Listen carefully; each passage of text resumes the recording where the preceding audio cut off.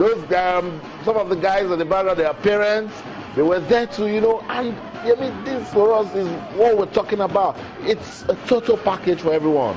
I mean, it's icing on the cake. Some of these guys know that they're going to see themselves on TV. Yeah. Give us something that's good for TV. It's a win-win situation for everybody. Yeah, win-win situation for us. We can show this. Win-win situation for the pupils, the parents, not on the field. Win-win situation for some of the people associated with the school. These kids have the opportunity to display their talents, all because of the channel's Kids Cup. And you know, like we said in literature, if whatever you do when there's no audience, it's just rehearsal. This is not rehearsal. This is the real thing. It's the real thing because we are seeing it live on TV. I know. And it makes me happy that everybody can be part of the channel's Kids Cup and enjoy it. And even when your team loses, the experience and the moments, nobody can take away from it. Nobody can take it away. Joseph, you know what happened? It was Striker against Greenhaven. So with the first school, we saw was Striker. This is Greenhaven. And then a little girl there was telling the games masters that, you see, we need to beef up our supporters club because they are more than us. You know, so this is an opportunity for them to also say, let's go back and do more for us for some cheerleaders. Exactly. I mean, by the time they get back to school, so many of your colleagues will join. You know, I just love. I saw you on TV, so I want to be part of it too. You can imagine the thing will live in their memory. They would never be able to. They would never overcome moments like this. It is part of their configuration. They grew up knowing fully well that they were part of something so special, you know, that channel television provided a platform for, and it makes them to be part of the game in as much as they are not playing. You know, they are part of the supporters club. They are cheering their colleagues when they get home, when they get to their classrooms. They, keep talking about this this privilege that channels has provided for them. It's really, really massive. So that's it. It's all about talent discovery. It's all about grassroots football development. So the guys at the national level, we are coming for you. We are coming for you. This is just to arouse the competition. But as you watch the Lagos preliminaries, there are lessons from it. Still zero tolerance to age cheats. Every match day is also screening day, and the screening continues today. And we have shown you guys the standard. See the way they are dealing with the Lagos guys. This is going to happen. Take a look at these guys. If we even doubt, I told you of a guy from, I think Mao is so tall, and then you look at him and are you sure you're 12? Then the baby in him comes out. He starts crying when you start telling him that he's more than 12. Yeah, that happens. It goes to test the authenticity of some of the claims. That is, look, pictures don't lie, but sometimes it could be deceptive. It's easy for me to sit back here and say, my 12-year-old is not like this, my 5-year-old is not like this, and all that. But when you interview these kids, when you speak with someone, like the example you just gave us of a kid going as far as saying, even my junior brother is this tall. So don't use that against him. And he starts to give you the information that you would have asked him. This is my games master. That's right. This is my games presenter. This is the name of my school. In my class. I'm in this class. This is my name, and all that. So you think because I'm tall now? Exactly. And the normal questions, I mean, when a kid tells you that you're perplexed because, I mean, you don't know how to rattle it anymore. Exactly. Because it's giving you all that you wanted, then you begin to doubt your own self. That's right. But when you now ask him, how old are you, Joseph, and he starts trying to, he says 13, what year were you born? He starts snatching his head. Then you know something. So it's just for the guys at the national level. We are monitoring with Subeb, with the FA.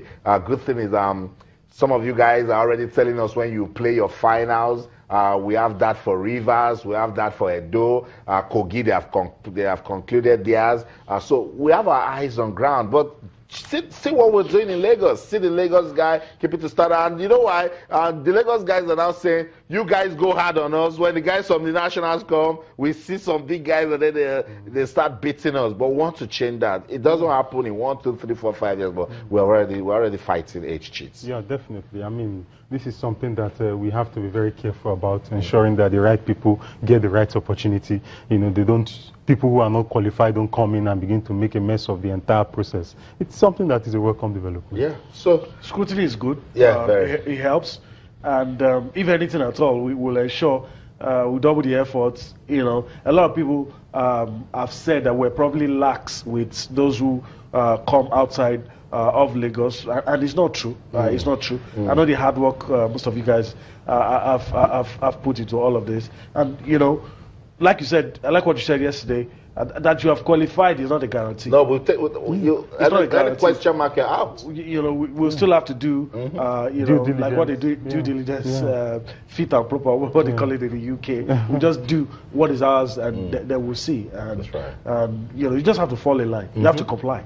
And it tells you that, I mean, it's not a fight for just us at the technical committee. It's a fight for both parents, games masters, proprietors. Everyone should preach integrity, you know, teach kids, tell them that honesty pays. You know, don't tell a child to come and say he's 12 when he's 15 simply because Games Masters wants to win at the Channels Kids Cup and put it in a CV. You know, and one thing I've discovered, once the stakes get higher, that's when you begin to have issues like this. At this level now, it's more innocent. Everybody's just playing fair, you know. But by the time it gets to the national level, so many things are attached to it. Not just the prize money, you know, the image, you know, the rep that comes with it. Oh, and I'm from this state. This state shouldn't be. And that is where manipulations, you know. Yeah, but it shouldn't be. It's just unfortunate. This is we're on a mission. I want everybody to be part of it, and I mean that's why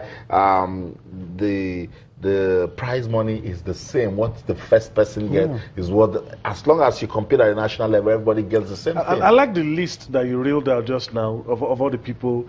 Important persons involved in all of this. What usually happens is that if all of these people do not give support, whoever is trying to perpetrate that fraud is isolated, and you can easily get caught. If you don't have the backing of your proprietors, of your games master, of state-sponsored schools, the state government, all of those things become very, very difficult. But when the stakes get higher and people begin to have ulterior motives, people begin to see some benefits, quote unquote, of a particular person winning or a particular person losing, it becomes a problem. But if you can isolate, you know, and the message that we're trying to preach, everybody imbibes it, and you know, I totally agree with you. This competition is getting better year after year. We've had cases where owners of primary schools call us and say, "Look, my school is not part of this thing, but I can hear their name on TV.